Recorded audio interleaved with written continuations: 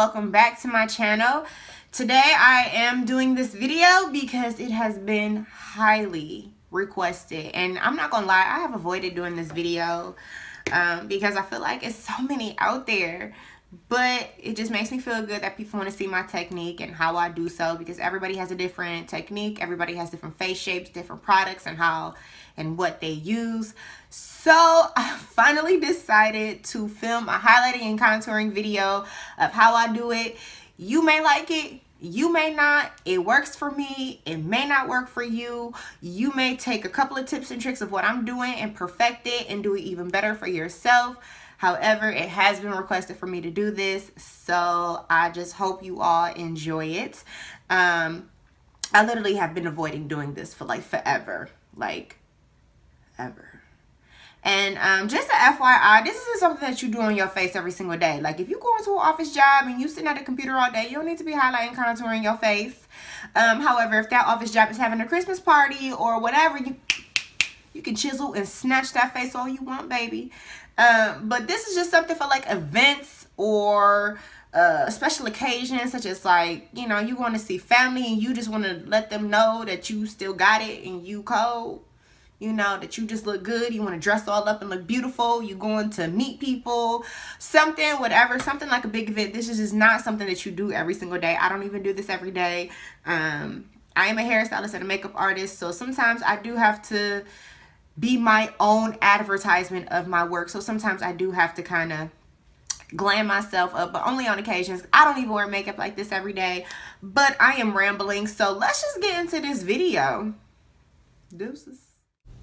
So I am going to first start off by applying my foundation. I am using True Match in N8, which is a neutral 8, and I believe it's called Cappuccino, and I just like having a base to even out my entire complexion. This is optional for you all, but after I apply that, I love using my Real Techniques complexion sponge and just buffing that into my skin so that there is no excess shininess, or however you want to say that.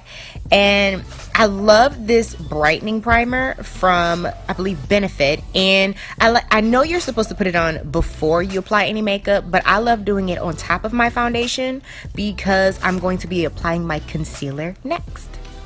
So the purpose I enjoy using this primer on top of my foundation is because it does enhance your highlight, and I don't want to use it under my foundation because I don't feel as if I'm going to be getting the full benefit of it. When you highlight and when the sun hits your face or any type of lighting hits your face, you really want it to be bold and bright and to just stand out. So I'm gonna go in with my Pro Longwear concealer from LA Girl, or the Pro Concealer, and I'm just going to highlight in all the average areas, so pretty much all the areas that is going to be bright when the light hits your face. And as you can see, I'm just going to be using this technique and going in a triangle under my eyes. So don't really do the dotted technique, but I love doing the triangle because it really does carve out the cheekbones.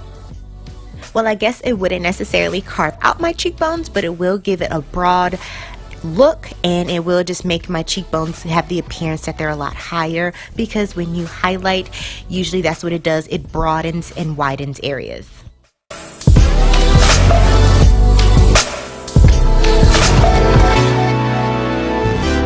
And just a quick tip, just in case you are highlighting your nose area, do not highlight the entire nose. You're going to give your nose a wider effect than what it really is, and it's just going to take away the entire purpose of contouring it.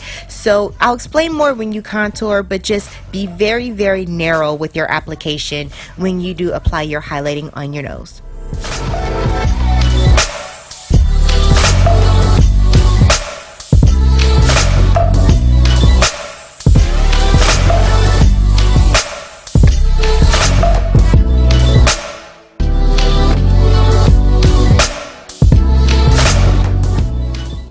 This step is optional for you. I prefer to highlight around my mouth because it's a little bit darker, and I just wanted to overall blend with my highlight. So this step is optional for you all. You don't have to do it. You can try it if you have the same issue, but it is completely optional.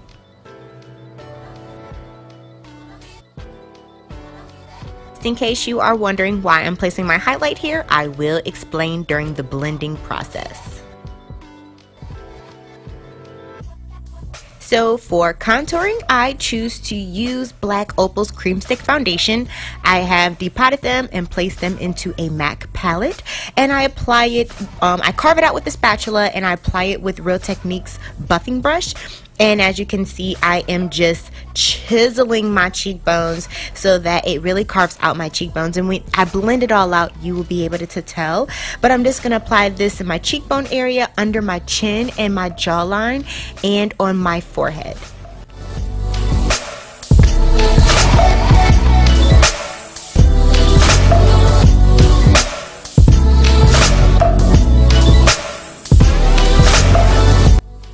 So now for the nose contour, I am just going to go down the bridge of my nose, following the outside areas of where I highlighted in a very, very, not too thin, but thin enough line. And I'm going to bring that up to my brow area because that's really going to enhance that contour. My nose is already narrow, so I don't want it to just look like a big carrot, but I do love this process. I am about to blend, people. So that was my BEDISCO spray. I like to do that to refresh my concealer because sometimes your concealer can start to set when it's sitting while you're applying your contour, if you're cream contour, however. And when I blend, I like to blend out my highlight first, and then I will blend my contour into it later. So with the blending technique, it's very self-explanatory. As you can visually see, you just blend it all together. Like I said, I like to blend my highlight in first and then just kind of carry on with that contour, and it just blends all together.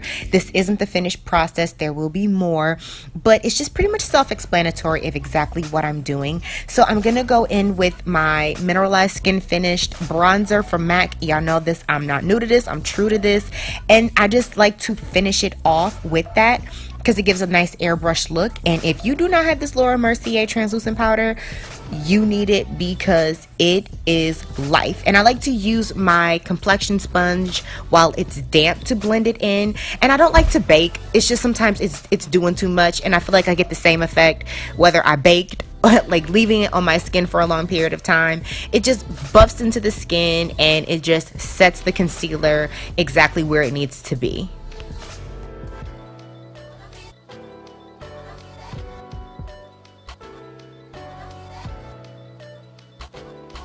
So just a quick follow-up, when I told you guys I will inform you of why I was highlighting under this area, it just gives your contour a dramatic look, the overall finish, and it just really carves out your cheekbones.